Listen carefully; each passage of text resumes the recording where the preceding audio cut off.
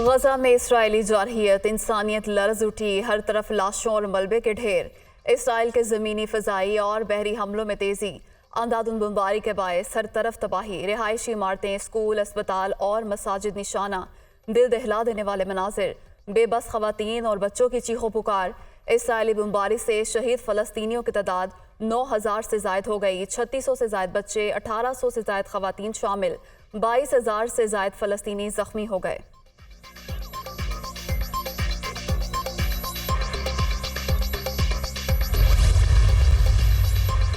Hamas के इत्तेहादी group al Qassam brigade का Israel के शहर दिमोना में इसराइल के जोहरी तंसीबात को रॉकेट से निशाना बनाने का दावा। इसराइली फौज के ज़मीनी हमले के दौरान फौजी ट्रक तबाह कर दिया। हिज़्बुल्लाह ने भी इसराइली फौजी काफिले और चेक पोस्ट को निशाना बनाने का दावा किया है।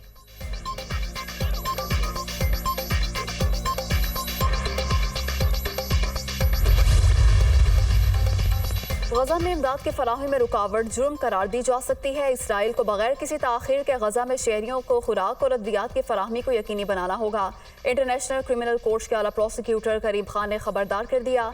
मिस्र की रफा क्रॉसिंग से मजीद 10 ट्रक इमदादी सामान लेकर गजा पहुंच गए।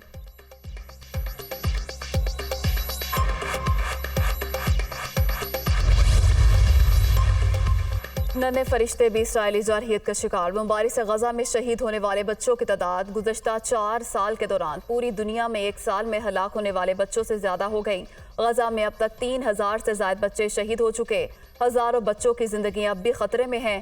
2022 में पूरी दुनिया में 2,985 बच्चे हलाक हुए। अक़वाम मुत्तहिदा की रिपोर्ट।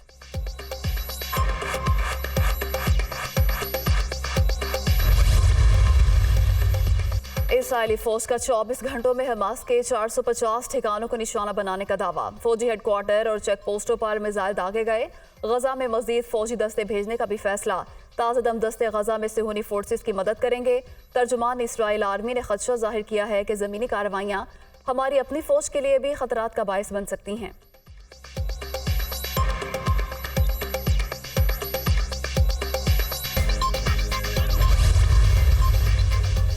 गजा पर इसराइली एहलकार कोई महफूज न रहा। शोहदा में 2000 तलबा और महकमा तालीम के 70 मुलाजिम भी शामिल। 200 से ज़ायद स्कूल सरकार इसराइली बमबारी से तबाह हुए।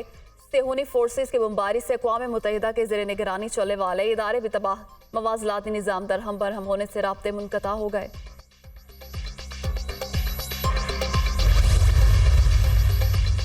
गजा में बुनियादी ढांचे और वाटर सप्लाई नेटवर्क को तबाह करना जंगी जुर्म है। इसराइल ने गजा में ज़मीन को झुलसा देने वाली पॉलिसी का आगाज़ कर दिया है।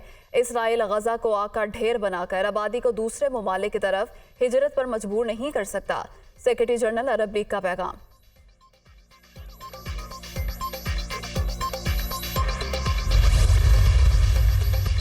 गजा में इसराइली जारहियत अरूज पर इंसानियत दम तोड़ने लगी। तर्जुमान अक़वाम मुत्तहिदा रिफ्यूजी एजेंसी ने खबरदार किया है कि मुसलसल मुहासरे और खुराक की कमी ने गजा को तबाही के दहाने पर ला खड़ा किया है। अस्पतालों में ईंधन की फराहमी मुकम्मल तौर पर बंद। फ़लस्तीनी खुराक की तलाश में अक़वाम मुत्तहिदा के गोदामों तक पहुँचने लगे।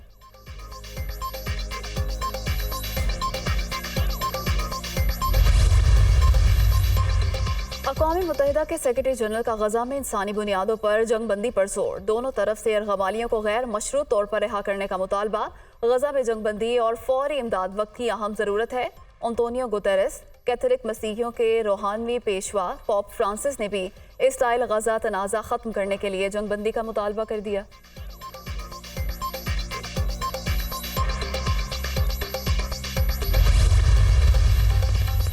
अमरीकी कौमी सलामती के मुशीर जैक सुलेवान का गजा में इसराइली जारहियत पर इजहार तशवीश। गजा पर ज़मीनी और फ़ज़ाई हमलों में शहरियों की हिफाजत यकीनी बनाने का मुतालबा कर दिया। जैक सुलेवान ने कहा कि इसराइल जंग में फ़लस्तीनी शहरियों और हमास के जंगजुओं में फ़र्क करे। इसराइल की वहशियाना बमबारी। गजा में अस्पतालों की सूरत हाल अबतर, सड़कें तबाह। अल-शिफा अस्पताल तक पहुँचना ही नामुमकिन। अस्पताल में हजारों मरीज और पनाहगजीन मौजूद। इसराइल की अल-कुद्स अस्पताल खाली करने की धमकी। अस्पताल खाली न किया गया तो बमबारी की जाएगी। सेहूनी फोर्सेस की धमकी। डॉक्टर्स का अस्पताल खाली करने से इनकार।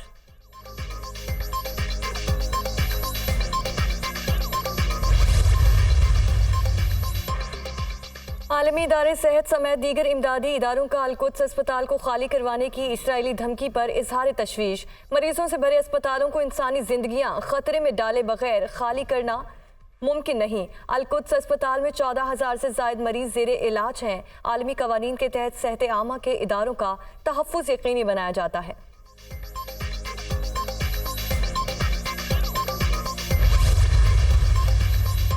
दुनिया इसराइली मुजालिम पर सीखपा। अमेरिका की हठधर्मी जारी। इसराइल को अपने शहरियों की हिफाजत का पूरा हक है।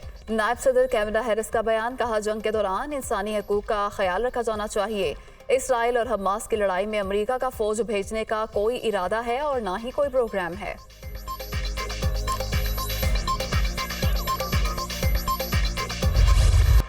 इसराइली मजालिम के खिलाफ दुनिया भर में एहतजाज जारी। भारतीय रियासत केरला में फ़लस्तीनी अवाम से इज़हार यकजहती के लिए मुजाहरा।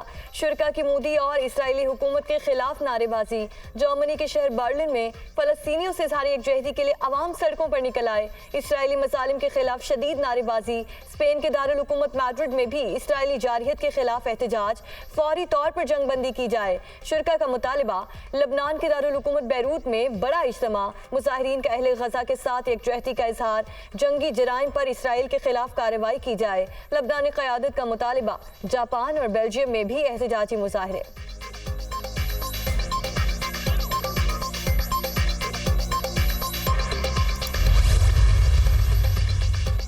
निगरान वज़ीर आज़म अनवारुल हक काकड़ की ज़ेर सदारत वफाकी काबीना का इजलास शुरू। इजलास में 14 निकाती एजेंडे पर गौर होगा। हज पॉलिसी 2024 और गैर मुल्की गैर कानूनी बाशिंदों की वतन वापसी के मामलात भी एजेंडे में शामिल।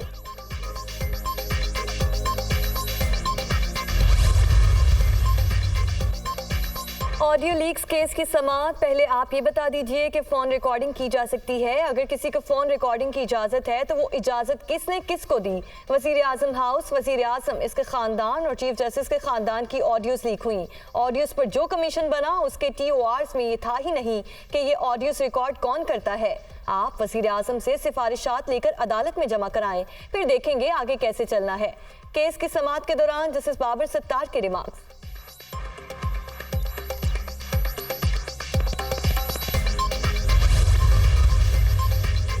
नैब तरामीम केस। जस्टिस मंसूर अली शाह का 27 सिफात पर मुश्तमिल इख्तलाफी नोट जारी। अदलिया कानून साजी का उस वक्त जायजा ले सकती है जब वो बुनियादी इंसानी हकूक से मुतसादिम हो। कानून साजों के मफाद को सामने रखकर कानून साजी जांचना पार्लियामेंट और जमहूरियत को नीचा दिखाने के मुतरादिफ है। दरख्वास्त गुजार नहीं बता सका कि अवामी ओहदा रखने वालों का फौजदारी कवानीन के एहतसाब का कैसे बुनियादी हक है। इदारों के दरमियान तवाज़ुन उसी सूरत कायम रह सकता है जब इदारों के दरमियान एहतराम का बाहमी ताल्लुक कायम हो। पार्लिमानी निज़ाम हुकूमत में अदलिया को एग्जीक्यूटिव या मुकन्नना के मुखालिफ के तौर पर नहीं देखा जा सकता। इख्तलाफी नोट।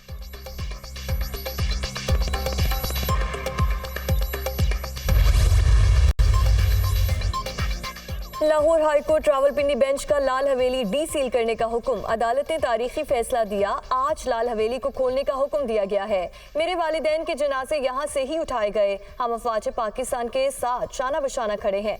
मामला अल्लाह पर छोड़ते हैं। हम नस्ली और असली हैं। दोनों नशिस्तों पर इलेक्शन लड़ूंगा। शेख रशीद की मीडिया टॉक। अवामी मुस्लिम लीग के सरबराह के अफवाज पाकिस्तान की भी तारीफ।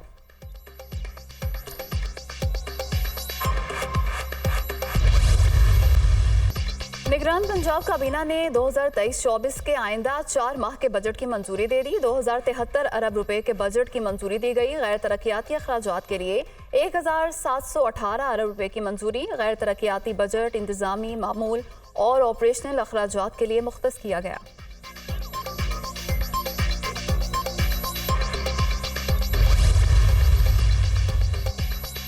स्टेट बैंक आज मॉनेटरी पॉलिसी का ऐलान करेगा। इस वक्त शरह सूद 22% की बुलंद तरीन सतह पर है। अक्टूबर में महंगाई की शरह 26.5% तक पहुंचने का इम्कान। सितंबर में महंगाई की शरह 31.4% रही।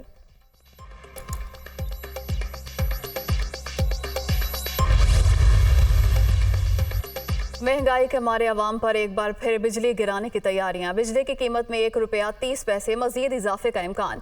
इजाफे की सूरत में बिजली सार्फिन पर 22 अरब 56 करोड़ रुपए का इजाफी बोझ पड़ेगा। बिजली कंपनियों ने समाही एडजस्टमेंट के लिए दरखास्त नेपरा में जमा करा दी। बिजली चोरी और लाइन लॉसेस की मद में 6 अरब 61 करोड़ रुपए वसूल किए जाएंगे।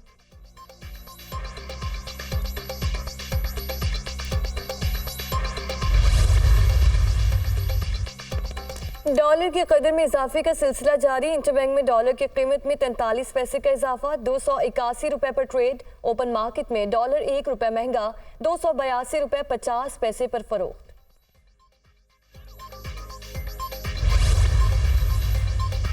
चेयरमैन पीटीआई और बुशरा बीबी के दौरान इद्दत निकाह का मामला, सिविल जज कुदरतुल्ला की अदालत की समाअत का हुक्मनामा जारी। District and session court Islamabad chairman PTI के वकील से दलाइल तलब कर लिए। वकील के बैरून मुल्क होने के बायस समाअत 4 नवंबर तक मुलतवी। चेयरमैन पीटीआई का हर हफ्ते के रोज बेटों से बात कराने की दरख्वास्त पर जवाब के लिए नोटिस जारी।